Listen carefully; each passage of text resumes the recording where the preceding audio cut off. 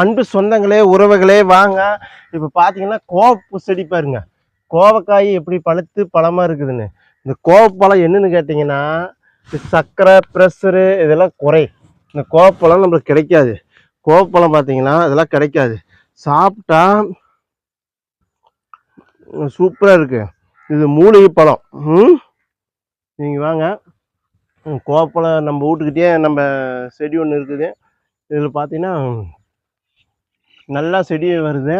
அப்புறம் பார்த்தீங்கன்னா கோவப்பழம் இவ்வளோ சர்க்கரைக்கு ப்ரெஷருக்கு ரொம்ப நல்லது. கோவப்பழத்தை டெய்லியும் ஒன்று சாப்பிட்டு வந்தால் உடம்புக்கு நல்லது, ரத்தம் க்ளீன் பண்ணுங்கிறாங்க. கோவப்பழத்து மூலிகை. அப்புறம் பார்த்தீங்கன்னா நம்ம பொழப்பு கிளம்பிட்டோம். அப்புறம் ஒரு சின்ன வீடியோ போடலாம்னு போட்டுக்கிறோம். ஏன்னா கடவுள் கொடுத்த வயிறுன்னு ஒன்று இருக்குது. நாம் கிளம்பியிருக்கிறோம், வேலைக்கு போயிட்டு தான் பொழப்பண்டியாக போகணும். விவசாயத்தை பற்றி நாளைக்கு நம்ம பேசுவோம்.